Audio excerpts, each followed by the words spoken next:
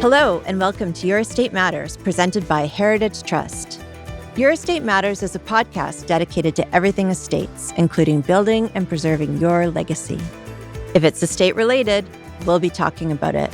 We're having the conversations today that will help Canadians protect their families, their assets, and their legacies tomorrow.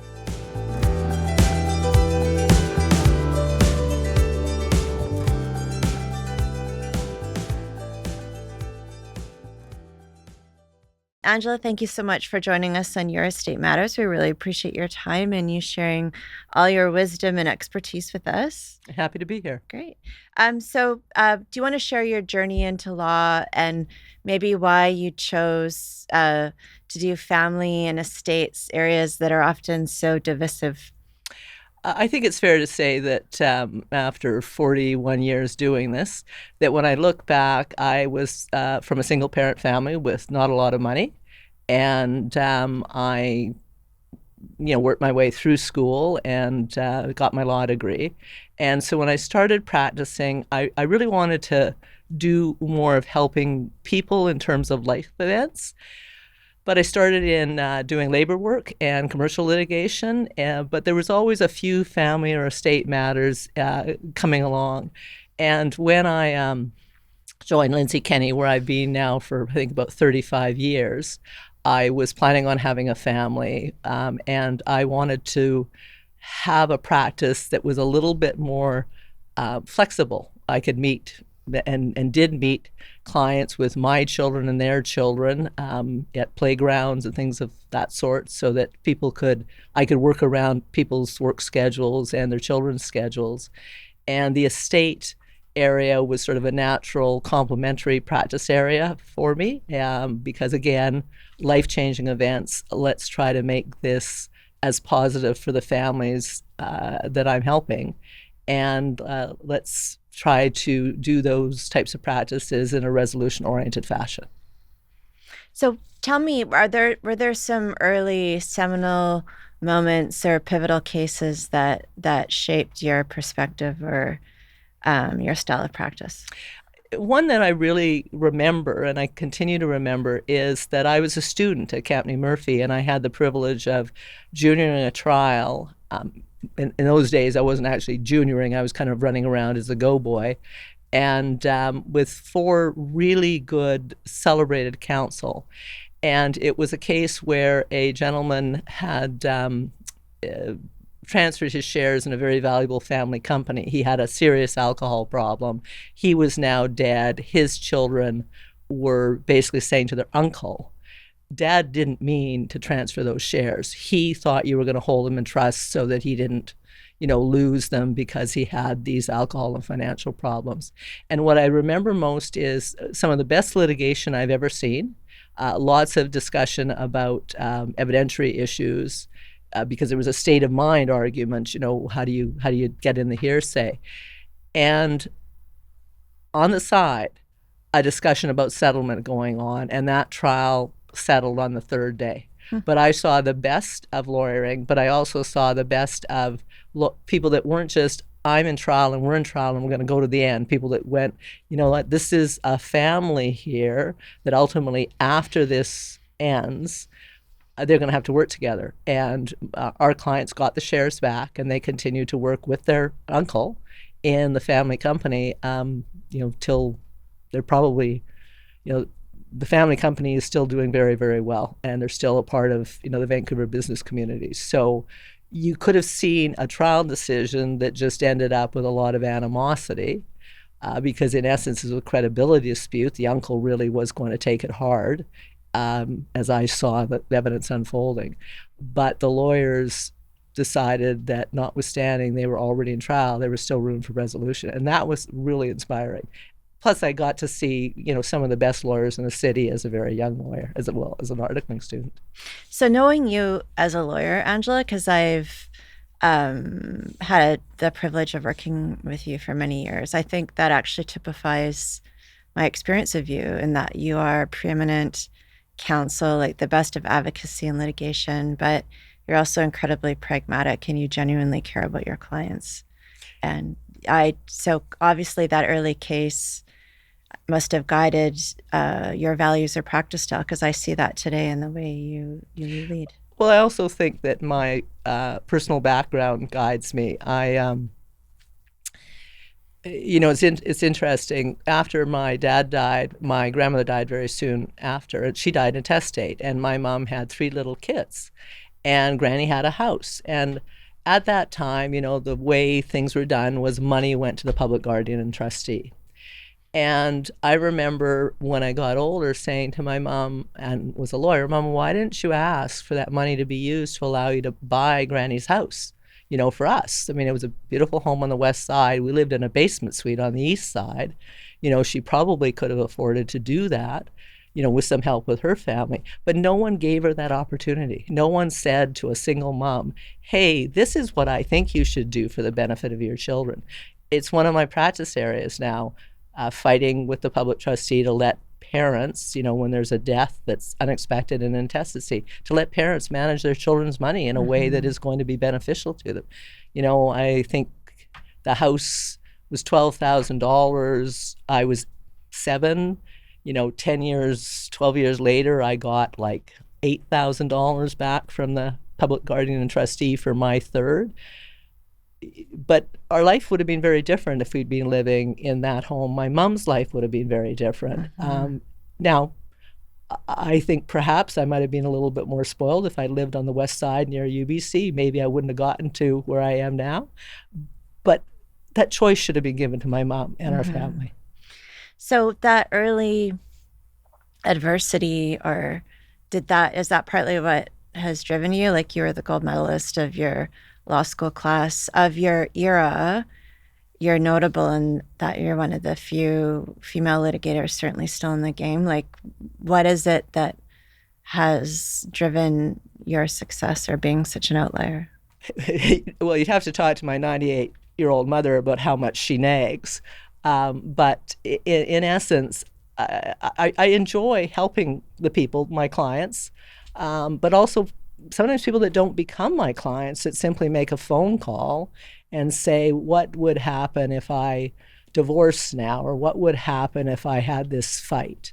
And often I'm telling people to not hire me, to not litigate, or to accept what may have been the decision of their parents or the decision of their husband, and to try to actually, or say to some people, you sound like you have a pretty nice life with your husband, and I don't think you really understand what it's like being a single parent, and I don't think you understand what it's going to be like for your children.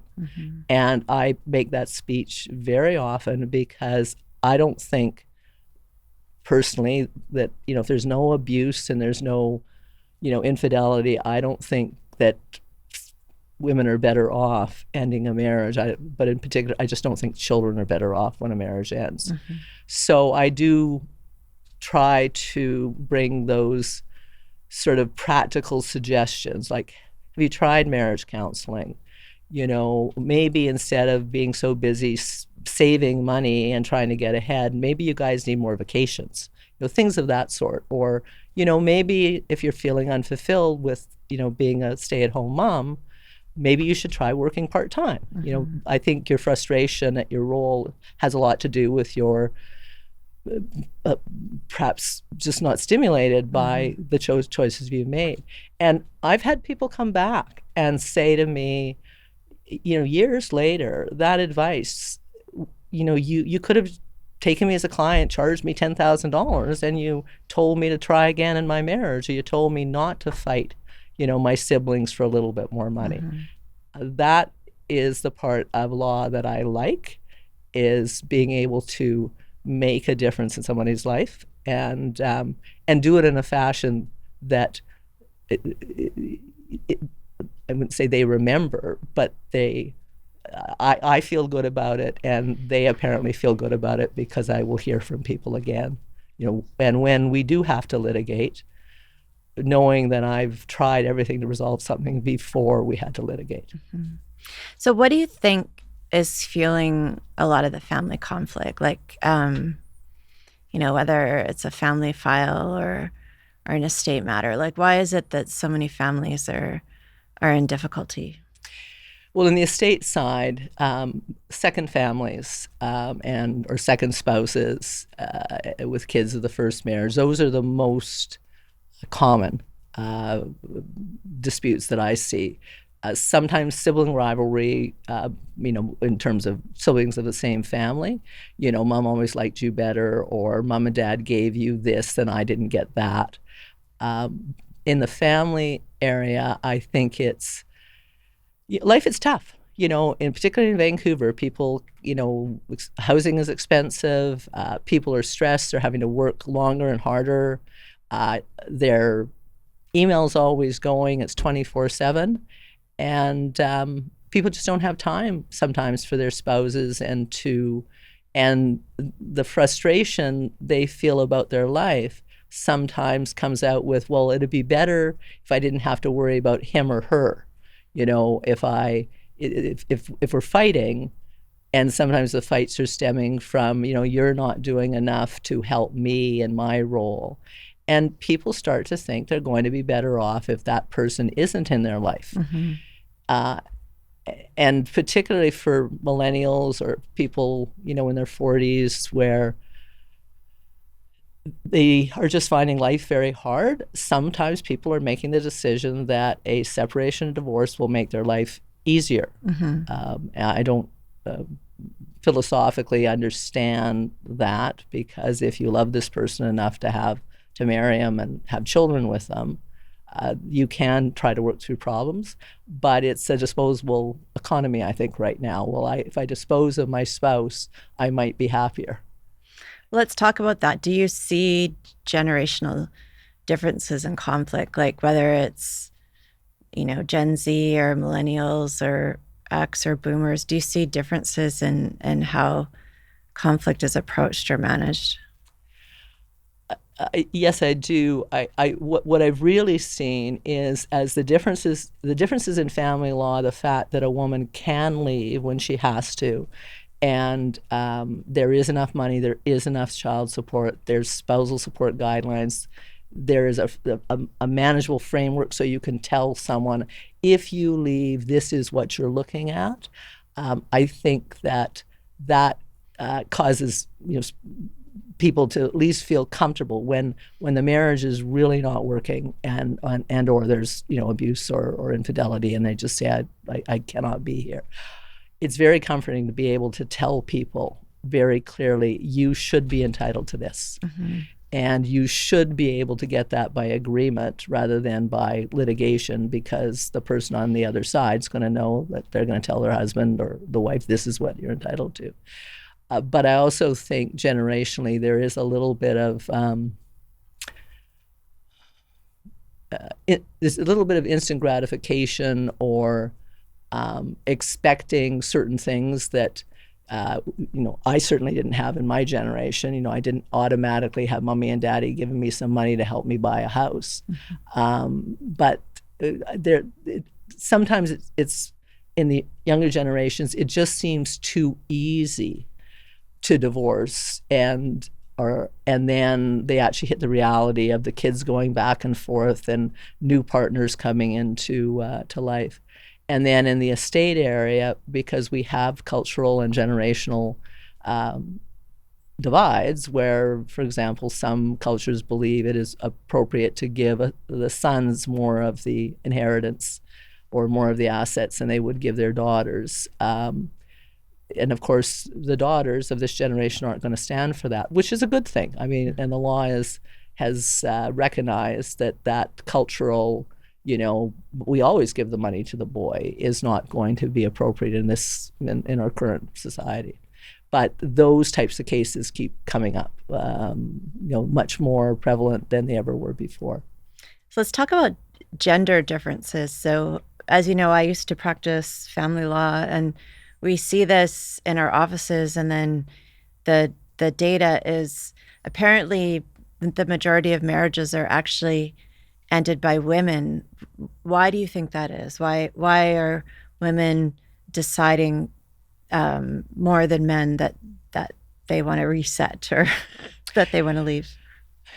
Because I think the women in a family have the toughest job, and I've been doing this over 40 years. 40 years ago, a stay-at-home mom could not have left. The money wasn't there. They weren't going to get proper child support. They weren't going to be able to keep a home. They weren't going to get proper spousal support. So now when you tell a woman who's unhappy, well, here's the numbers, and often the first discussion is, will you have some help? If you want to keep your house, will you have some help? And of course, because of the generational wealth behind us now, a parent can say, yes, I'll take a mortgage out on my house to help you. And so women who were 40 years ago trapped or were ending a marriage and living in poverty, they're not there anymore. The law has advanced to the point where women feel safe ending a marriage. What I'm seeing a lot of is gray divorce, where a woman gets an inheritance and she decides that's the time to leave her husband.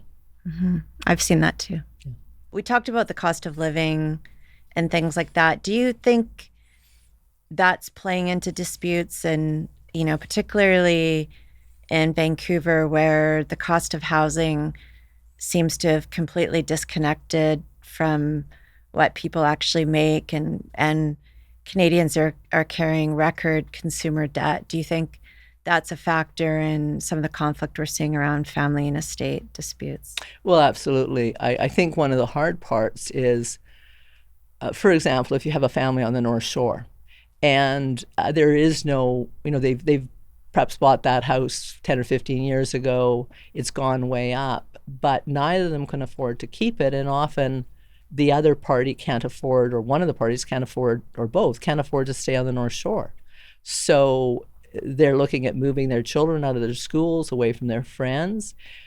And in my view, that sometimes keeps people together. But unfortunately, people tend to think, well, if we keep fighting about it and giving money to lawyers, somehow they'll solve this problem for us so we can't afford to stay in our homes. And it doesn't happen. Mm-hmm. I will always, on the first consult, go through the, what will happen and what could they possibly afford, and, could you get in a student? Is there some rental space in your house? Could your parents help? And on the first consult, I will always say, you're not going to be able to keep your home, and I'm not sure you're going to be able to afford anything on the North Shore. Mm-hmm. And that sometimes ends the discussion right then, because, the thought of a child having to leave their friends and leave their neighborhood and leave the community. I mean, kids doing hockey and doing soccer with a bunch of friends for many years, that's devastating as a parent. And I think as a parent myself, who went through actually a late in life divorce, but I know that kept me married. Just the thought of what would the consequences be to my children. And that was a time where we, could have easily afforded a second house in in the same neighborhood. But at the time, my husband wanted to go buy a boat instead. And I was going, well, where are my children going to be living when you have them? So ultimately, we managed to work that out and stayed together for another 20 years or so. So let's talk about when litigation sometimes is unavoidable. So there's, a huge push to alternative dispute resolution and mediation, maybe even collaborative family law. Certainly the courts don't want families in the system because of the cost, not just financial, but to relationships. But there are some disputes that are intractable. And you and I practiced for a long time. Like, sometimes it's the personalities. Maybe they've got a personality disorder, or maybe there's such a value differential. Like, how do you know when sometimes you just need a third-party decision maker? How do you know when litigation is unavoidable? I always say litigation is never unavoidable. I have not gone to trial in an estate matter for many, many years because we have the wonderful resources of 2 retired judges who mediate and other retired judges who have mediated over the years. In terms of family law, allegations of abuse or things where one party is specifically saying that didn't happen, and people are using that to try to advance a claim with respect to the children in terms of not being, not sharing the children. Those probably go to trial more than they should. That type of person, and I can say on the other side, is probably, the only type of case that I've had to take into trial in the last few years. But I have sent a lot of those clients away as well, because if somebody is just not listening to me, saying this is not going to improve your life or your child's life, this judge doesn't know anything about your life. There's a judge who's now in the Court of Appeal that when he did a JCC many years for me, he said to both parties, words to this effect: you wouldn't let your lives and your children's lives be decided by a stranger. I'm just a stranger who happens to be on the corner of Howe and Smythe. I don't know your children. I don't love your children. I don't really care, what happens to your children, but you would want me to make that decision. Does that really make any sense? And I use that speech over and over again. And I've told the justice, in a private conversation, that I use his speech, and he really appreciates that, because it was, I think, pretty spontaneous, but it was just the perfect note. And if people hear you about, judges, we don't have very many family lawyers that went to the bench. We have some very smart judges, but smart is not what you need in family law. What you need is resolution, and you don't get resolution from a judge. And when you're finished, I've never had someone come to me and say, well, I was really glad, Angela, we did that trial. That made me feel really good when the judge decided in my favor.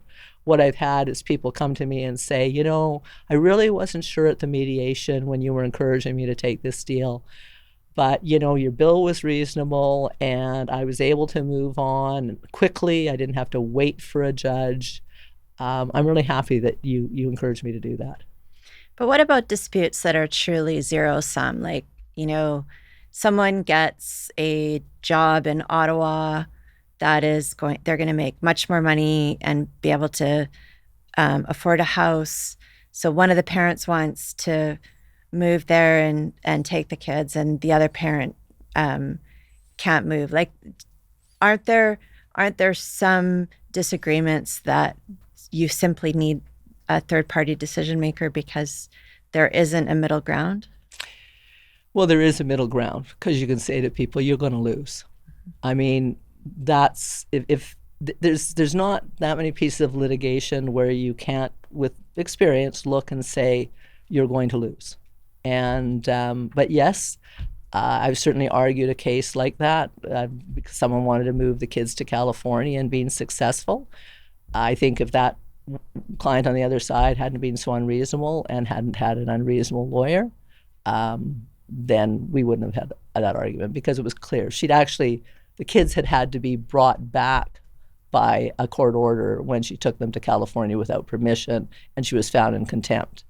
And notwithstanding that, she was heading off to trial, so yes, those are the worst cases. But as I say, if you can pretty well say you're going to lose, if they're my client, you're going to lose, they usually listen.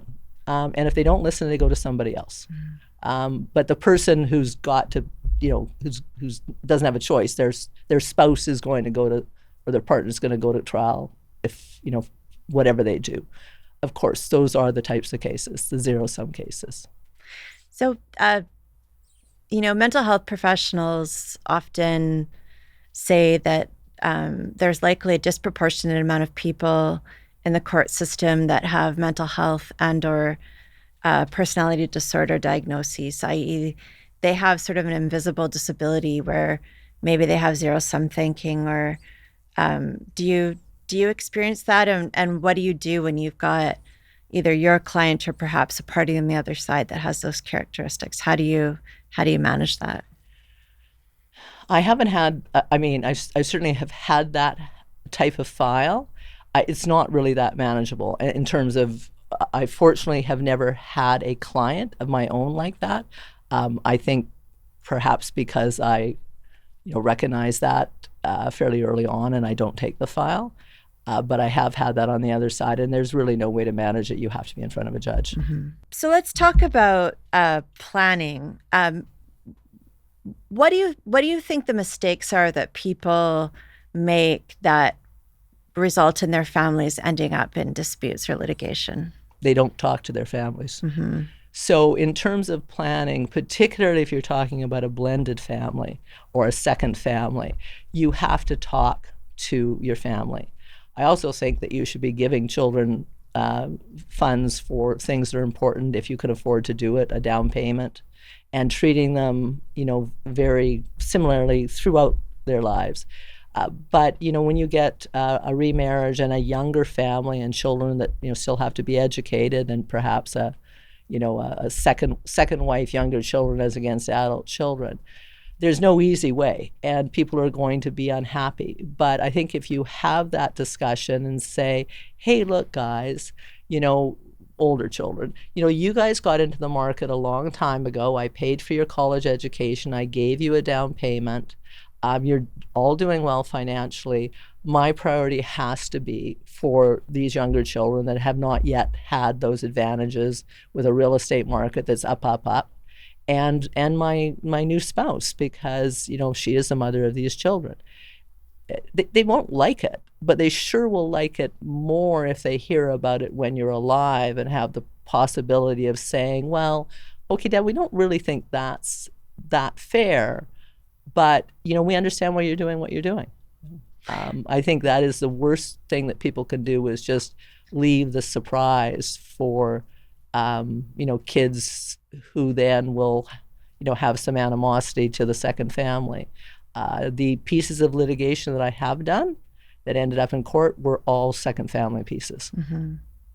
So it's interesting that more lawyers don't combine a family and estates practice. Like, certainly that's something I did. I know that's something you do, but they're so inextricably linked. Why do you think that is, that they're sort of siloed?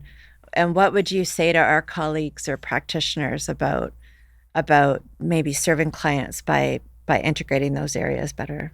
Yeah, it surprises me too. I was in court yesterday speaking to an order with a very good colleague, and we were talking about the fact that I was coming to do this in my blended practice.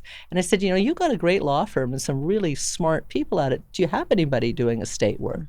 And he said, no. I said, but it's so complimentary. And, he's, a senior like myself and getting to that age where we're very attractive to, people of our age group that are trying to solve these problems. But I think it's just people who are going, I'm really good at what I'm doing now. I'm a family lawyer. I'm well recognized. I don't want to change streams. Where, when I was coming through, I always had a hand in both sides. My partner, Cassandra Drake, my associate, Catherine Culver, everyone in my family law group is doing some estate work as well. And then we also have the estate solicitors in our firm, quite a few of them, to help with the planning. I think it's a mistake for family lawyers not to even sometimes understand issues of estates. Just simple things like taxes. I'm doing a file right now where one colleague in the estate area said something to the effect of, oh, well, my client can get that joint investment account tax-free. And I said, no, you can't.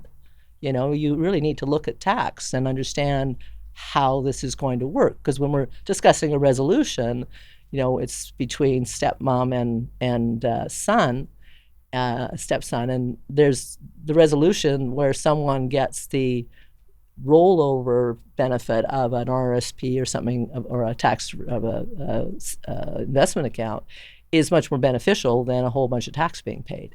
So, and I think, frankly, with family lawyers, we don't have enough of them that really understand tax.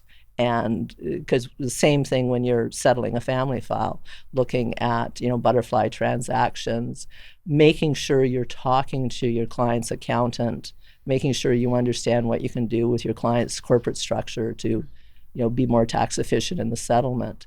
And so that tax knowledge works in both family and estate matters, and I don't think enough of my colleagues have that. I do remember many years ago you telling me that you didn't understand my tax structure in the way I'd organize my affairs, and some of the areas that are some of the ways you can do things for people in a relatively cheap fashion. Accountants' time is usually a lot cheaper than ours. Right.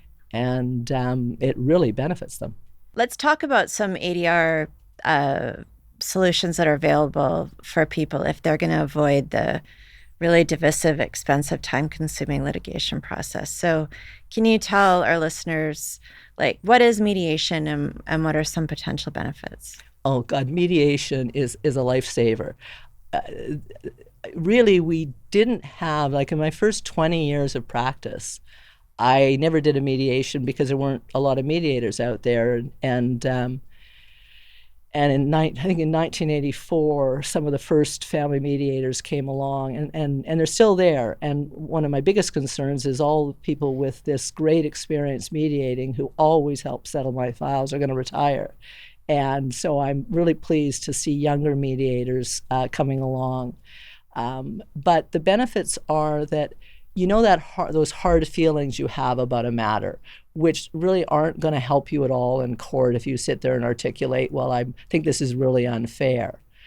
Well, if you articulate that to your mediator and you have a good mediator, you get that out. And the mediators are very good at getting you to express your feelings before they try to get you to settle. And getting the feelings from both sides as to what led to the breakdown of this marriage, or what are you most upset about, and in terms of an estate file, what would be a win for you, what do you think should happen, what do you think a judge would do?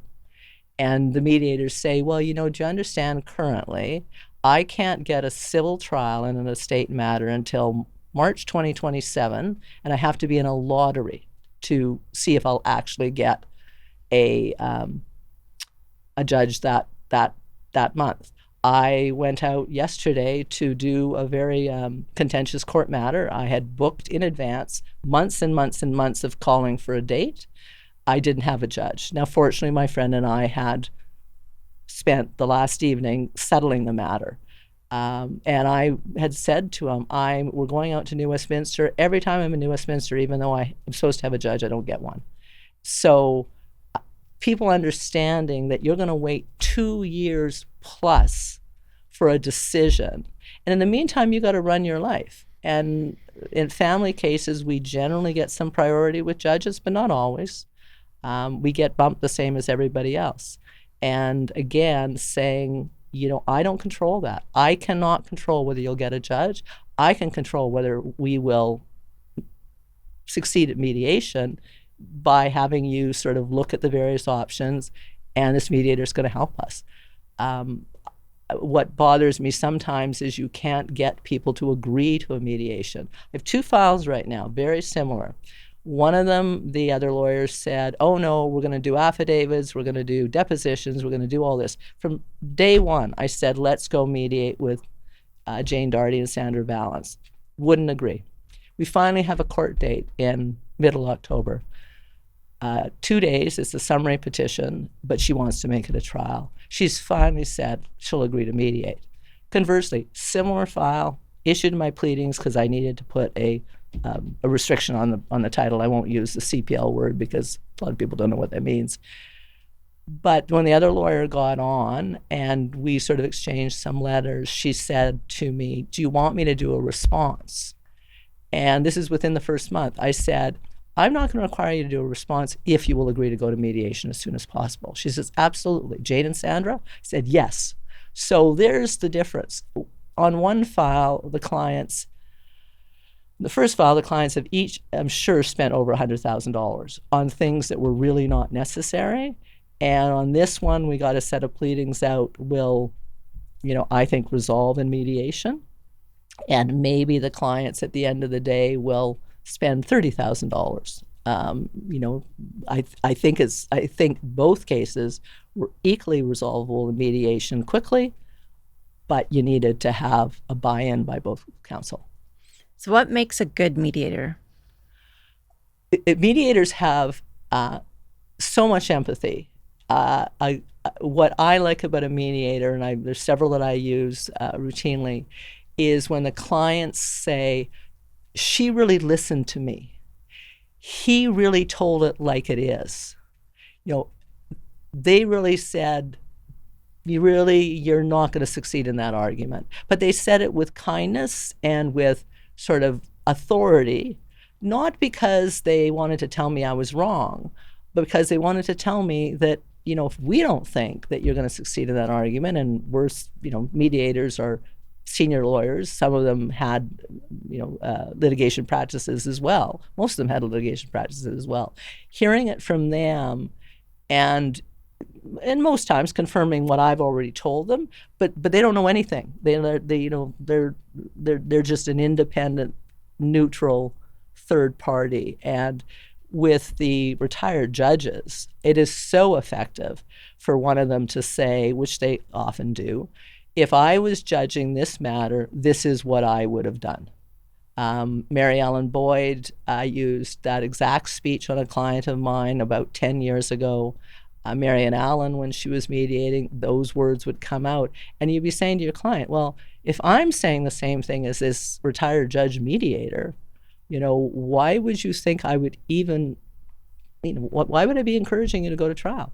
If I'm encouraging you to go to trial when the mediator says you're not going to succeed, when I say you're not going to succeed, do you not think I'm just trying to, take money from you that you shouldn't want to give me? And a lot of my clients will say, oh, I just want to fight this. I just want to fight this. And I'm like, well, okay, but you have to understand, I can't ethically tell you to do that, and I don't want to tell you to do it. I don't need your money. The law firm doesn't need your money. We want a client who, at the end of the day, is happy with the service we've gotten from me and thinks the result is a good result. And you don't have to get that good result in the courtroom. And you likely will not get that result in a courtroom. So you're describing to me advice from a really good lawyer. So tell me, what is a great lawyer? I think a great lawyer is someone that puts their client's interests ahead of their own. They never think about billing. They try to be very practical in terms of, well, you could do this Chambers application, but right now Chambers is chock full of people, and I would have to sit there for 8 hours and I might not get a judge, and I might have to sit there for another 8 hours and I might not get a judge. So I understand why you're upset about this particular issue, but it is not something that I suggest that you take to court. I think it's also talking in our family cases a lot about mommy and daddy are going to court. And that's going to take them another year before it's over. And they're going to see their parents in conflict for at least a year, and doing things like, making phone calls and recording them and videoing, transitions and exchanges. I've had, because I've been doing this long enough, I've had adult children come back to me and, meet me socially or meet me with their parents who I still see and say, wow, some of our friends, they're still wrecked from their parents' divorce. I was really glad that your mom, had you as a lawyer. She didn't fight and fight and fight. It's really awful when, there's parents that can't talk to one another, even, can't go to a wedding of their children or a graduation of their children without having a barrier between them. So that leads me to the legacy you want to leave. So you've had a long, really successful career. You've done a lot of interesting cases. How do you want to be remembered, or how do you want this profession to be different after you've been in it for so long in the trenches? I'm really encouraged by the young lawyers I see in the family law area. I think there is more interest in early resolution. I think there is more practicality in some of the young lawyers. I think the legacy of, certainly at my firm, of, saying, oh, don't fight that. Don't encourage that argument. If this client isn't listening to us, you need to tell them to go someplace else, because we're not doing them any favors if they won't listen to us. I am, really pleased at any file in which I have a younger lawyer. I'm always going, wow, you are smart, but you also have empathy. And when I say, I think it would be more practical if we did this in this file, you go, oh, great, it's yeah, let's save our client the money. That's the legacy I'd like to leave. I find sometimes I have to tell my people, whether start to do a particular task. And I'm going, no, that's just a task. You need to look at your file from what do you want to see at the end? Now, is this particular task going to really advance us to the end? So, for example, I often don't do my responsive pleadings right away. I kind of have to be forced to do them because I don't think it advances anything.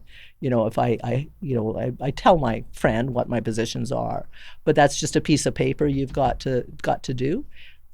So I actively look for ways to, save money for clients, but also save conflict, because sometimes when you put in a pleading or an affidavit, some somewhat nasty things about the other party, which aren't going to make any difference to the resolution, but you just happen to want to say them, you're not going to resolve. So if you could avoid, sometimes I get letters that are just so aggressive and antagonistic that I will pick up the phone to my friend, who I usually know, and say, look, I don't think this file is something we're going to really be fighting about.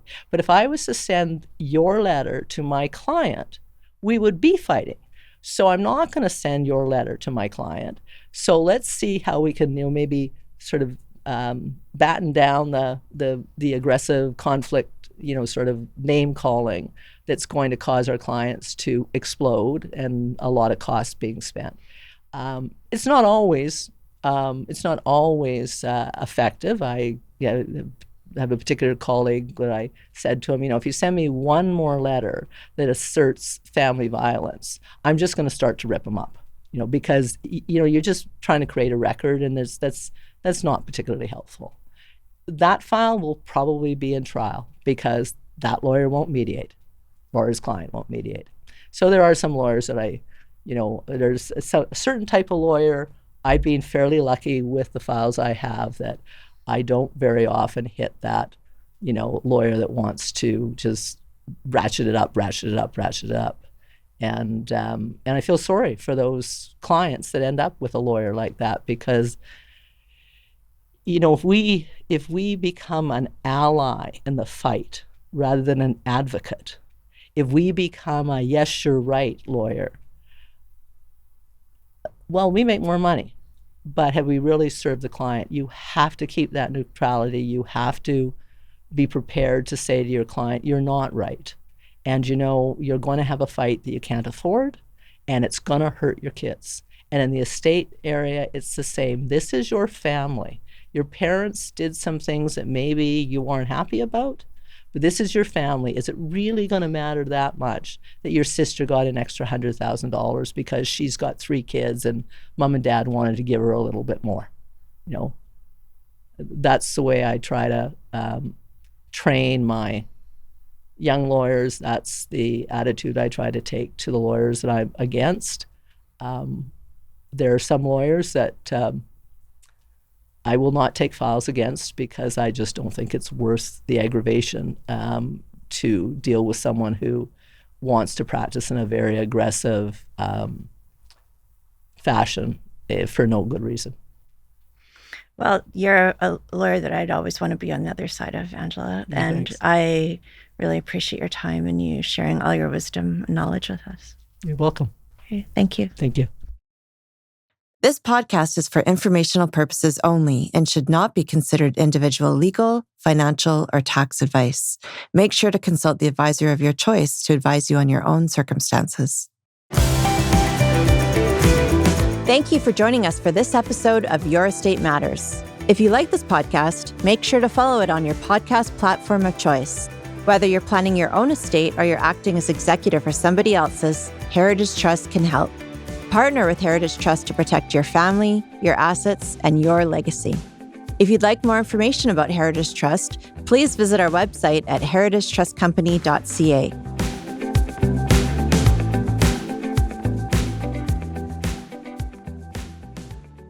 This podcast is produced by Podfather Creative.